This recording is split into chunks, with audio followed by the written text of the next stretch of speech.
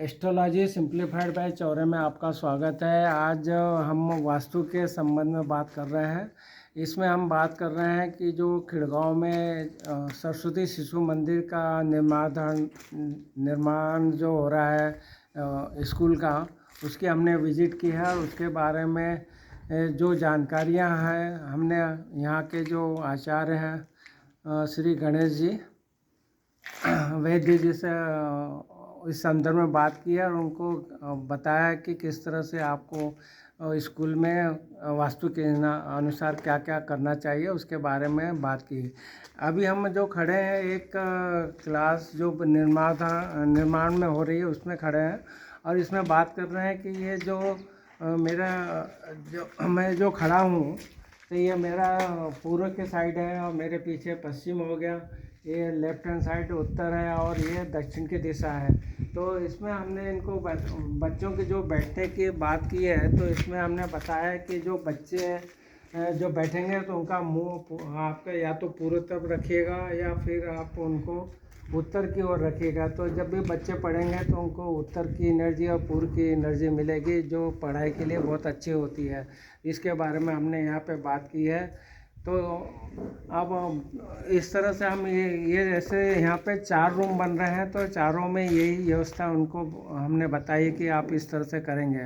अब हम आचार्य जी के रूम की तरफ जा रहे हैं तो उसके बारे में बात करेंगे। तो इसमें हम देख रहे हैं कि जब हम आचार्य जी का ये रूम है जिसके अंदर हम जाके हम बात करते हैं, तो इसकी आप आगे आ जाइए। इसमें हम बात की है कि जब भी आचार्य जी का टेबल रहेगा वो वर्गाकार होगा या आयताकार होगा, गोल नहीं होना चाहिए। जब भी वो बैठेंगे तो उनके पूर्व तरफ देखेंगे या उत्तर की तरफ देखेंगे। यहाँ उनको पूर्व की स्थिति अच्छी दिख रही है और उनके जो जब बैठेंगे तो उनको पीठ के पीछे एक सपोर्ट वाल पश्चिम की मिल रही है, वो बहुत ज़रूरी है, वो होना चाहिए। और यहाँ पे हम देख रहे हैं कि जो भी इनके पुस्तक के अलमीरा वगैरह रहेंगे वो पश्चिम या दक्षिण के वाल के ऊपर बना के रखेंगे। इस तरह से आचार्य का अब हम आगे बढ़ेंगे। हम देखने जा रहे हैं कि यहाँ पे लेड बाथ के बारे में क्या किया हुआ है। बात कर रहे हैं तो यहाँ पे ऊपर के लिए जो सीढ़ियाँ रहेगी, तो जो सीढ़ियाँ जब हम दक्षिण के वाल की तरफ रहेगी और दक्षिण के वाल जो सामने है उस पर रहेगी और वहाँ से ये आपके वेस्ट में चली जाएगी। तो इस तरह से जब भी उनका जो घुमाव है वो क्लॉकवाइज रहेगा। इस तरह से सीढ़ियों को इनको रखना है और सीढ़ियों के नीचे कोई भी किचन नहीं रखना है आपको। वहाँ पे सीढ़ियों के नीचे टॉयलेट नहीं होना चाहिए, कोई भी ऐसी चीज़ें नहीं होना चाहिए जिससे कि वो नेगेटिव एनर्जी पैदा करे। तो सीढ़ियों के बारे में हमने बात कर ली। अब इनका पॉइंट था कि लेट बाथ का कैसा रखना चाहिए और हम देख रहे हैं जो एक तरफ एक गेट रखने की बात हुई, तो हमने ये सेंटर में एक बड़ा घेंगे और जो दक्षिण की पूरी वाल रहेगी या पूरी बाउंड्री रहेगी, तो दक्षिण में हम इनको जो बड़े पेड़ रहते हैं वो जैसे कि यहाँ दिख रहे हैं, वो बड़े पेड़ वहाँ पे दक्षिण में इनको वाल बनाना चाहिए।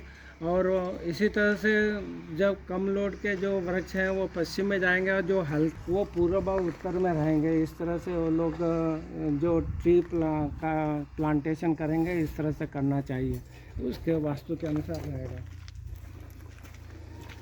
फिर आगे जा रहे हैं कि ये यहाँ पे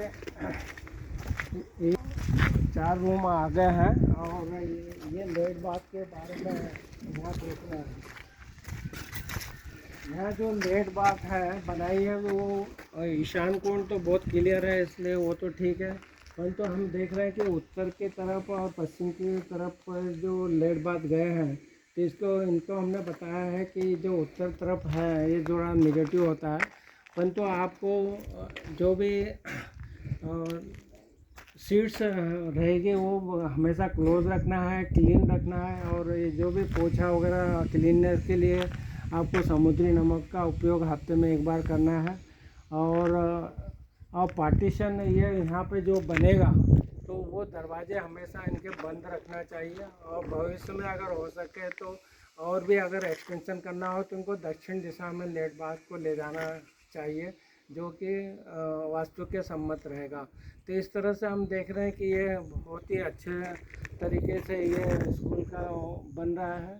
और जो वास्तु के अनुसार जो जो बातें मेरे को बताना चाहिए, कलर जो है मान लो जब करेंगे तो आपको पीला, हरा, ऐसे कलर को ये कर सकते हैं। तो जनरली पीले कलर को, जो गुरु का कलर है, उसको हम महत्वपूर्ण योगदान देते हैं, तो वो कलर इनको करना चाहिए।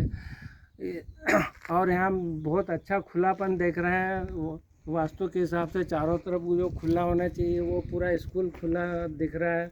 और बहुत अच्छी एनर्जी की भी हमने यहाँ चेक की है, तो एनर्जी बहुत अच्छी है यहाँ की। तो बहुत ही बच्चों में जो हमको बहुत भविष्य में अच्छा भविष्य दिखता है। और उनमें जो जिस तरह से बातें हमने वास्तु सम्मत की है, अगर बच्चे उस तरह से बैठते हैं और पढ़ाई लिखाई करते हैं तो बहुत ही कुशाग्र बुद्धि के और अच्छी उन्नति पढ़ाई में करेंगे, ऐसा मेरा मानना है। अभी आचार्य जी को कुछ पूछना हो तो मैं उनको जवाब दे सकता हूँ।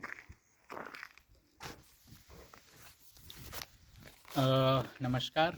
यही पूछना था मुझे, क्योंकि सामान्यतः कक्षाओं में भी जो बच्चों की डायरेक्शन होती थी उनके बारे में आचार्य जी ने बहुत अच्छे तरीके से बताया।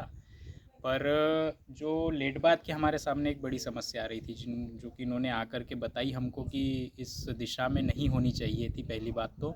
लेकिन अब कर ली है तो इसके क्या उपाय कर सकते हैं हम, और किन किन बातों का ऐसा विशेष ध्यान रखें जिससे कि अब जो यहाँ पर बन चुकी है हमारी लेट बात, तो उसमें और ठीक तरीके से इसका काम भी हो और ये नेगेटिव प्रभाव भी ना डाले हमारे विद्यालय के ऊपर, हमारे बच्चों के ऊपर। तो इस तरह से हम देख रहे हैं कि नेगेटिव प्रभाव कम हो। तो हमने ईशान कोण को तो बिल्कुल क्लियर करके रखा हुआ है इन्होंने, तो बहुत अच्छी बात है।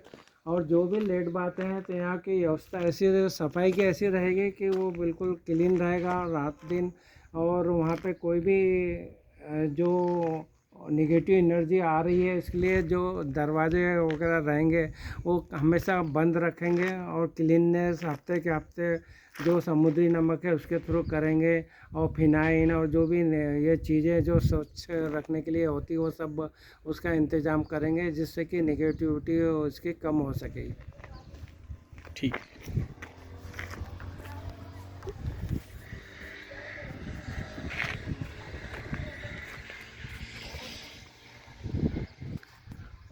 आज का जो वीडियो बनाने का हमारा उद्देश्य ये था कि जो भी लोग स्कूल का अगर वो निर्माण कर रहे हैं तो उसको वास्तु के अनुसार जो सरल टिप्स देने की हमने कोशिश की है। इसके लिए ये जो वीडियो के थ्रू जो भी इसको देख रहे हैं, जो भी स्कूल का निर्माण कर रहे हैं, उनके लिए थोड़े सहायक रहेगा। और इन बातों का वो अगर विशेष ध्यान से ध्यान रखेंगे तो बच्चे जो है उनके पढ़ने की जो क्षमता अच्छी रहेगी और अच्छी तरह से पढ़ाई कर पाएंगे। आपको हमारे वीडियो पसंद आ रहा है तो हमारे channel astrology simplified by Chaure को ज़रूर सब्सक्राइब कीजिए। वीडियो को भी लाइक और शेयर कीजिए। यहाँ उपलब्ध ज्योतिष वास्तु के जो वीडियो हैं उनका भी आप आनंद उठाइए। बहुत बहुत धन्यवाद।